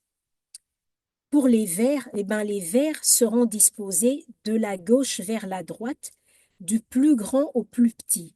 Donc, le verre à eau est à gauche. On commence par le verre à eau, puis les verres à vin qui sont de taille moyenne pour le rouge et de petite taille pour le blanc. La flûte à champagne, elle, ne se présentera au moment où on sert, quoi. On la présentera au moment où on sert ou alors durant le cocktail qui aura eu lieu avant. Pour les couverts, eh ben, les couverts sont positionnés dans l'ordre d'utilisation en partant de l'extérieur. Mais on ne place pas plus de 3 couverts de chaque côté de l'assiette. Donc la fourchette est à gauche, pointe vers le bas. Pointe vers le bas, ça c'est dans la culture francophone, parce que dans la culture anglophone, c'est pointé vers le haut. Donc dans la culture euh, francophone, pointe vers le bas, parce que aussi pointe vers le bas, donc je ne sais pas si la marque des couverts se trouve sur le dos des couverts, mais dans la culture anglophone, c'est pointe vers le haut. Alors, le couteau et la cuillère à potage vont se placer à droite de l'assiette. Le tranchant du couteau est toujours dirigé vers l'assiette, le creux de la cuillère vers la table. At- Attention, pour ceux qui utilisent des porte-couteaux, ce genre de choses n'est réservé que dans un usage familier, avec vos proches, donc jamais avec des invités. Donc ça, c'est pour vous en famille. Voilà, parce que ça indique que vous n'allez pas changer de couvert. Donc, on a déjeuné, je ne sais pas moi, le matin, on remet les couteaux dans le porte-couteau parce qu'on va les réutiliser pour le repas de midi avec les enfants ou pas, mais en aucun cas pour des invités. Donc, le couteau, par contre, le couteau, on ne le pose jamais. euh, le couteau ne se pose pas dessus lorsque vous préparez la table. Ok. Les couverts à fromage et à dessert sont placés en haut de l'assiette. En partant du haut, la cuillère et le couteau seront posés avec le manche à droite puis la fourchette, manche à gauche. Donc, alors, maintenant, comment être un invité apprécié? En arrivant, eh ben, on n'arrive pas à l'heure exacte du style. On est invité à dîner à 19 heures. On n'arrive pas à 19 heures. Arriver toujours et toujours une marge de 10 à 15 minutes de retard, de façon à ce que si la maîtresse de maison avait un petit retard ou qu'elle était en train de peaufiner les derniers rangements, bah, qu'elle ne soit pas, que vous n'arriviez pas quand elle est encore en train de faire. Donc, vous êtes invité à arriver 10 à 15 minutes plus tard. Attention, euh, en revanche, si vous comptez arriver au-delà, ben appelez pour prévenir vos hôtes parce que au-delà, là, ça devient impoli, quoi. Donc, lorsque vous offrez un présent à vos hôtes, surtout s'il vous a demandé de ne rien apporter, vous avez le choix entre des fleurs, mais sachez que les fleurs s'offrent en nombre impair et sont toujours appréciées, mais vous risquez de ne pas être le seul à avoir eu cette idée-là, quoi. Donc, euh, attention, par contre, les œillets sont des fleurs qui ne s'offrent pas parce qu'elles sont surtout utilisées pour les enterrements. Donc, aussi faire attention au type de fleurs, se renseigner euh, chez le marchand de fleurs, quelles fleurs elle vous conseille d'offrir pour ne pas commettre d'impair. Alors, une bonne bouteille, on emmène soit du vin ou du champagne. Des gourmandises, ça peut être du chocolat, des pâtes à fruits. un objet de décoration simple mais de bon goût. Exemple, des bougies, des pots pourris, un cadre photo, quelque chose d'assez neutre et qui sera apprécié. Donc, à nouveau, lorsque vous êtes invité, ne vous montrez pas indiscret en laissant traîner vos yeux sur des papiers qu'il y aurait sur la table ou ouvrir un album photo sans y avoir été invité. Donc, vous ne commencez pas à chipoter, voilà, vous, vous restez correct. Alors, à table, on attend que la maîtresse de maison se soit assise pour qu'on puisse le faire à son tour. Et une fois assis, on pose la serviette sur ses genoux sans la déplier complètement. Et à la fin du repas, on va la reposer à droite de l'assiette sur la table, mais sans la replier, parce qu'elle a été utilisée. Donc, comme je disais, si un plat n'est pas trop à votre goût, ben, on est obligé de faire un léger petit effort, voilà, quitte à se servir une petite quantité ou une bouchée, mais pas dire, ah non, ça je n'aime pas, je ne mange pas. Bon, on va quand même s'efforcer de manger un minimum, le minimum, le strict minimum, pour éviter de froisser. Donc, et voilà, entre deux bouchées, on ne garde pas ses couverts entre ses mains, mais on les pose dans l'assiette, on les pose dans l'assiette ou on les pose dans l'assiette de part et d'autre. Et une fois qu'on a terminé, on les range, on les pose dans l'assiette de façon parallèle. En tout cas, dans les deux cas, les couverts ne touchent jamais la table, elles restent sur l'assiette. Donc, comme je disais, quelle que soit la qualité du repas, que ce soit un plat, sauf si vous avez une restriction alimentaire euh, du style allergie, je ne sais pas moi, je suis allergique aux fruits de mer, eh ben, quand je suis invitée, je le signalerai. Je dirai, ah, je ne sais pas qu'est-ce que vous comptez cuisiner, mais moi, je fais une allergie aux fruits de mer. Comme ça, les personnes, vos hôtes savent qu'ils ne prévoiront pas ça.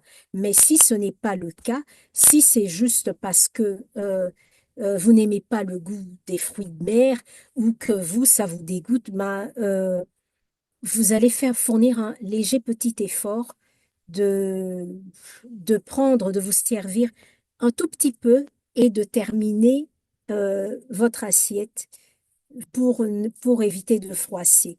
Donc, et lorsque vous estimez que vous avez assez bu, vous, vous n'avez qu'à laisser votre verre à moitié plein. Le serveur ou la personne qui sert comprendra qu'elle ne doit plus vous resservir de boisson. Donc, alors fumer, en aucun cas vous ne songez à fumer. Donc, vous êtes invité, vous n'allez pas fumer à l'intérieur des gens parce que ça va s'incruster dans la tenture, dans les murs. Vous, vous allez vous sevrer pendant cette heure-là de repas. Vous attendrez une fois d'être à l'extérieur pour le faire. Et alors, également, sachez partir quand vos hôtes montrent des signes de fatigue. Donc, vous ne devez pas pour autant les quitter brusquement. Le mieux, c'est de commencer à annoncer votre intention de partir, voire une dizaine de minutes avant. Dire, ah, ah, je vais bientôt prendre congé de vous. Et comme ça, voilà, ils savent que vous êtes sur le départ. Et aussi, pensez toujours à remercier. Donc, avant votre départ, voilà, remercier pour cette agréable soirée. Et il est de bon temps également de compléter par un petit mot dans les 2 jours qui suivent pour les proches. Donc, un petit message WhatsApp, un SMS, un email, un appel téléphonique, juste pour dire, pour remercier pour la soirée et dire que vous avez apprécié. Donc, c'est des petites choses comme... Ah non. Oui, alors au restaurant, donc lorsqu'on est au restaurant, eh ben, on ne va pas se plonger dans une lecture détaillée du menu en prenant tout son temps pour choisir. Donc vous le faites vite et bien dans des limites de temps acceptables. Alors, en compagnie, lorsqu'on est en compagnie d'une femme, ça c'est pour les messieurs, donc en entrant dans un restaurant, le monsieur précède la femme. Pourquoi? Parce que vous précédez pour vous assurer que voilà, l'endroit est sûr, que vous n'aurez pas de mauvaises surprises. Et si vous estimez que la dame qui vous accompagne ne connaît pas cet usage, vous pourrez juste dire, ah, je me permets de vous précéder, de te précéder. Et une fois à l'intérieur, ben, vous tirez la chaise pour inviter la dame à s'asseoir. Évidemment, vous lui offrez la vue qui est tournée vers l'extérieur. Vous n'allez pas la faire asseoir qu'elle regarde le mur ou quoi. Vous vous réservez ça pour vous, évidemment, toujours la vue la plus agréable pour la dame. Et vous laissez la dame commander les mets en premier et ensuite, vous calquez sur sa commande. Donc, par exemple, si elle ne prend pas d'apéritif, vous n'en prendrez pas non plus. C'est à vous de régler l'addition, sauf euh, autre convention prévue. Donc, en général, l'homme règle, sauf si, je ne sais pas moi, c'est dans un cadre d'affaires et que chacun, vous êtes entre collègues et que chacun, homme ou femme, chacun va payer son addition et voilà. Néanmoins, même si c'est dans un cadre d'affaires, vous proposez toujours de régler l'addition, mais si la dame ou les dames refusent, vous n'insistez pas. Vous le faites juste pour être correct. Alors, l'addition, euh, vous acceptez l'addition. En dernier, le serveur comprendra que l'addition est pour vous, c'est vous qui régalez ce repas. Par contre, voilà, si l'addition est partagée, elle sera divisée à part égale. Peu importe si vous avez consommé moins que les autres, on ne va pas commencer à chipoter. Je ne sais pas, moi, on a comment, une facture de 100 euros. On est 10, eh ben, on va la diviser par 10 euros. Chacun paye, on va la diviser par 10, chacun paye 10 euros. Même si, voilà, j'étais là, j'avais pas d'appétit, j'ai pas aimé, moi je n'ai mangé, moi je n'ai pris que le dessert. Il y en a un qui a pris entrée, plat, dessert. Ben, tant pis, on paiera tous 10 euros. Bah, c'est comme ça. C'est beaucoup plus élégant. Donc, par contre, si vous souhaitez régler l'addition avec élégance, ben, vous vous esquivez discrètement avant les autres. Vous allez la payer avant qu'elle n'arrive à table. Et bon, vous pensez à laisser un pourboire au serveur. À nouveau, ça dépend également des cultures. C'est vrai que ça se fait en Europe, mais ces choses sont beaucoup plus prononcées dans la culture anglophone. Eux, ils ont beaucoup cette habitude-là, plus que les Européens. Donc, en aucun cas, vous ne devez commenter ou contester l'addition auprès du serveur devant les invités. Donc, ce que vous faites, vous réglez sans sourciller, vous prenez congé de votre invité, puis vous retournez voir le serveur pour contester l'addition. Donc, c'est bon, des petites. Alors, la meilleure façon de manger. Donc, rappelez-vous que manger n'est pas une course, donc on mâche lentement en comptant éventuellement 5 secondes entre chaque bouchée. Alors, on utilise la fourchette et jamais le couteau pour couper des œufs en omelette, donc toujours avec la fourchette, les asperges pour lesquelles on peut laisser de côté la partie ferme. Alors, si l'utilisation des doigts vous paraît autorisée, de grâce, arrêtez-vous avant qu'elle ne se mette à face des longs fils disgracieux et que ça devienne dégoûtant. Donc, le foie gras qui accompagne un toast, ce n'est pas du pâté, donc ça ne s'étale pas sur le pain de mie. On le pose. Euh, donc, les pâtes les spaghettis s'enroulent autour de la fourchette, éventuellement à l'aide d'une cuillère. La salade, on peut la plier avec la fourchette en s'aidant d'un morceau de pain. Le potage attendra quelques minutes d'avoir refroidi, mais de grâce, on ne souffle pas sur le potage. Le pain se découpe à la main par petits morceaux que vous mangez en une seule bouchée. Donc, pas question de d'arracher son pain avec les dents et encore moins de commencer à faire des boulettes pour patienter. Alors, le pain n'est pas une tartine, quel que soit son accompagnement, on va le poser délicatement et non l'étaler. Donc, vous retenez que la seule tartine autorisée est celle du petit déjeuner. Et on ne la trempe pas non plus dans son café, dans son thé, dans son lait. Ok. Donc, au cours du repas, si vous trouvez une arête dans votre poisson, eh ben, c'est du bout des lèvres que vous allez la poser délicatement sur votre fourchette, puis sur le bord de l'assiette. L'utilisation de vos doigts, bien que tentante, est proscrite. Alors, une assiette ne s'incline pas pour recueillir les dernières miettes, ni ne se nettoie au pain pour la rendre propre. Finissez votre mets simplement, ça suffira. Alors, à l'aide du couteau dédié, tranchez une petite portion de fromage qu'on posera sur un morceau de pain au préalablement découpé. Attention, ne mettez jamais votre couteau à la bouche pour le sucer, même si vous, je ne sais pas moi, vous aimez la confiture ou ceci, vous ne sucez en aucun cas votre couteau. Les gâteaux se dégustent avec la fourchette, la cuillère étant réservée uniquement pour la sauce. Les fruits à peau fine, genre les pommes, les pêches, se pèlent et se coupent avec le couteau et la fourchette. Même si l'exercice est difficile, eh ben, faites-le calmement, lentement, mais voilà, ça ne se fait pas à la main. Donc, en pratique, si vous avez un doute, vous êtes invité, vous avez un doute, vous ne savez pas que faire, eh ben, c'est simple, vous vous calquez sur l'attitude des autres convives ou de la maîtresse de maison. Comme je dis, à Rome, on fait comme les Romains. Ça évitera de se ridiculiser, d'être mal à l'aise, de commettre des impairs. Et puis aussi, on apprend, hein, on apprend, je veux dire, life is continuous learning, on apprend perpétuellement, donc on apprend des uns des autres. Il y a pas de honte à ça. Donc, voilà.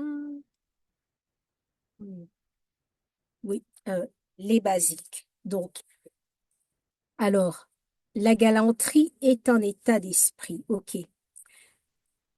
L'expression de la galanterie doit toujours être naturelle et il ne faut jamais forcer le trait. En retour, une femme devra toujours remercier pour un quelconque acte de galanterie. OK. Alors, à la question comment passer une porte. Donc, en tant qu'homme, vous ouvrez la porte et laissez passer la femme qui vous accompagne. Euh, qui entre en premier dans un lieu public tel qu'un restaurant, un bar, un casino? En tant qu'homme, vous précédez la femme qui vous accompagne pour s'assurer que le lieu est convenable. Si vous sentez que cela est nécessaire, vous pouvez ajouter je me permets de vous précéder. Euh, quel côté prendre dans la rue? En tant qu'homme, vous vous positionnez du côté rue pour protéger la femme des dangers potentiels. Quelle attitude avoir face à une femme chargée? En tant qu'homme, eh ben, vous vous chargez toujours des bagages lourds. Vous proposez toujours d'aider à transporter les bagages. Alors, euh, quelle attitude avoir face à une femme chargée de bagages ou de paquets, voilà, dans un train ou un avion, proposer de les hisser dans les compartiments. Dans un escalier, qui passe devant? En tant qu'homme, vous précédez toujours la femme en montant afin de ne pas l'embarrasser en étant trop près de ses jupes. En tant qu'homme, vous la précédez également en descendant afin de pouvoir la retenir si jamais elle tombait. Donc, dans tous les cas, dans les escaliers, l'homme passe avant et que ce soit en montant ou en descendant. Alors, un compliment serait le bienvenu, ben lequel? Vous complimentez toujours, en tant qu'homme, vous complimentez toujours avec délicatesse et surtout sans insistance. Vous évitez les phrases du type, vous êtes ravissante aujourd'hui.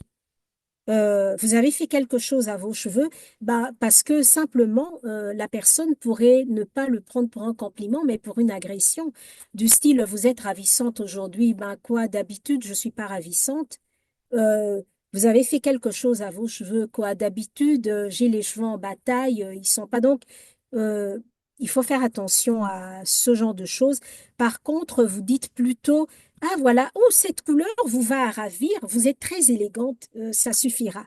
Donc, tout autre commentaire pourrait être mal perçu. Alors, quels sont les incontournables lors d'une sortie?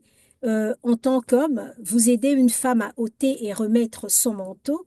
Vous ouvrez sa portière en montant, voire en descendant d'un véhicule. Vous raccompagnez toujours votre invitée jusqu'à sa porte et attendez qu'elle ait franchi le seuil avant de repartir. Donc,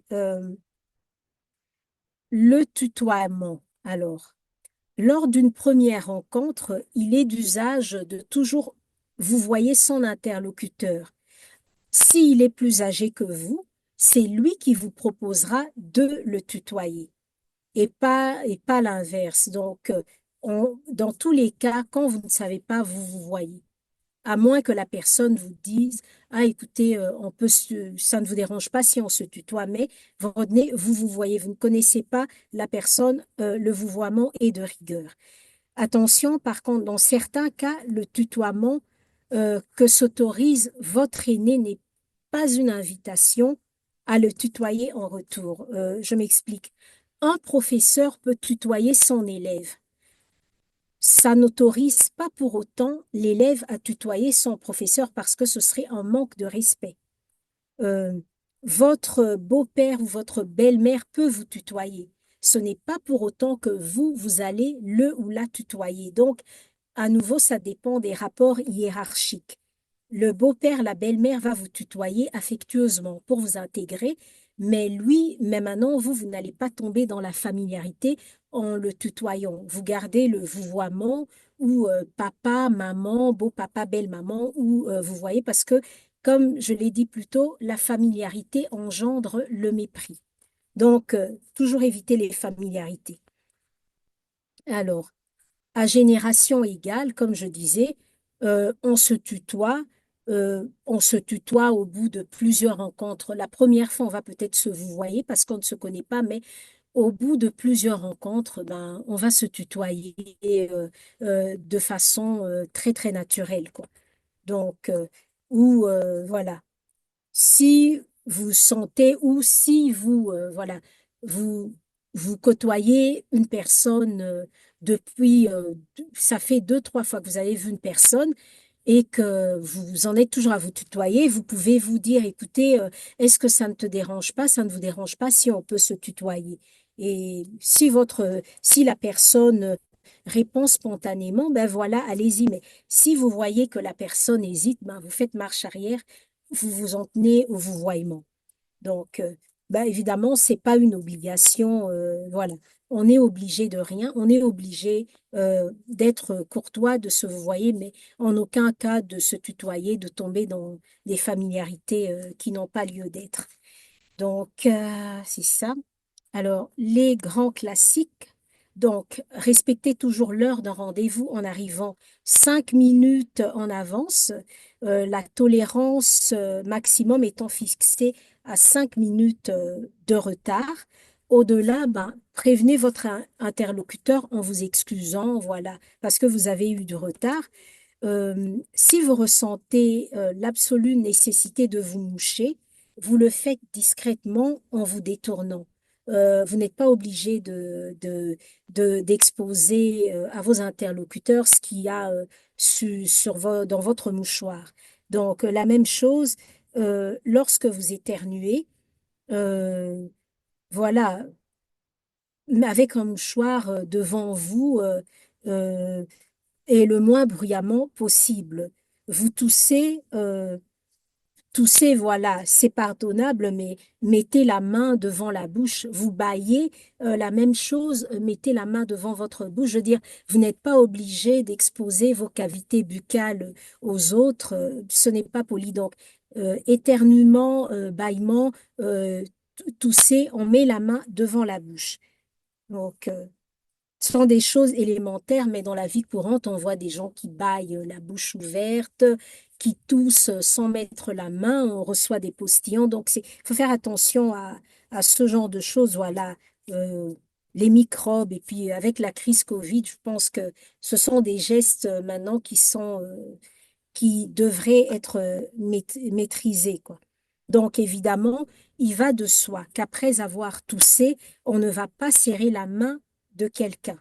On vient de tousser, il y a des postillons sur notre main, on va se limiter à saluer de la tête ou avec sa bouche, mais certainement pas aller serrer la main d'autrui. Donc, il m'en a parlé. Alors, euh, aussi, lorsqu'on se retrouve dans un environnement, on peut regarder autour de soi, regarder les gens, mais sans commencer à les dévisager ostensiblement, parce que là, ça va juste les mettre mal à l'aise.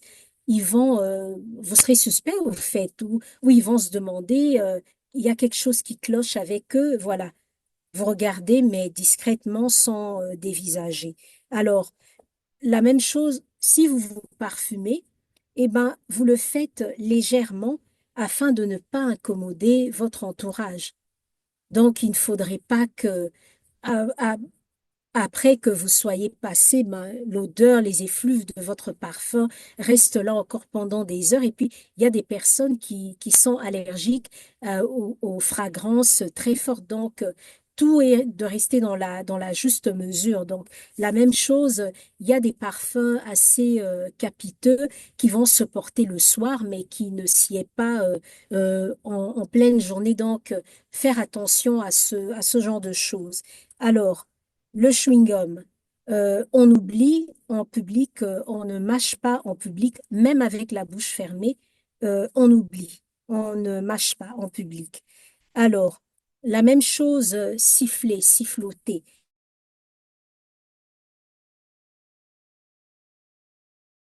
quitte pas, eh ben, refrénez-vous, vous n'allez pas commencer à siffloter en public. OK. Alors, faut-il rappeler que les bonjours, au revoir, merci, s'il vous plaît, sont absolument de rigueur, même si votre interlocuteur ne les utilise pas, voilà, vous ne devez pas vous y tenir. Donc, ça, c'est la politesse de base. Donc, en entrant, par exemple, dans une salle d'attente, ça peut être chez le médecin ou dans l'administration, la discrétion veut que vous vous absteniez de dire bonjour. Donc, vous arrivez calmement, vous vous asseyez calmement.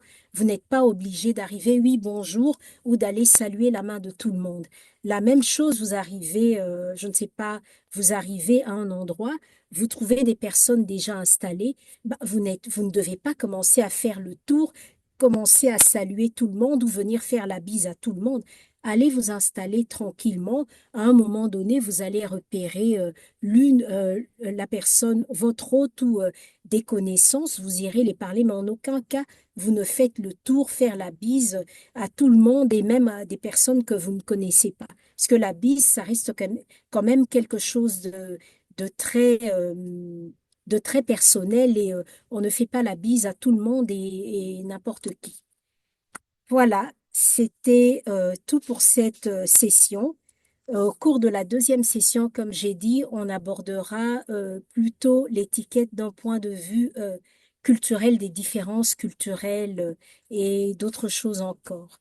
Donc voilà, nous sommes à l'heure, il est 19h57, la session était prévue pour 2 heures. En tout cas, j'espère euh, vous avez appris, que ça a été intéressant pour vous, que vous ne vous êtes pas ennuyé. Donc, j'ai pas eu le temps de regarder les commentaires dans le chat. Voilà.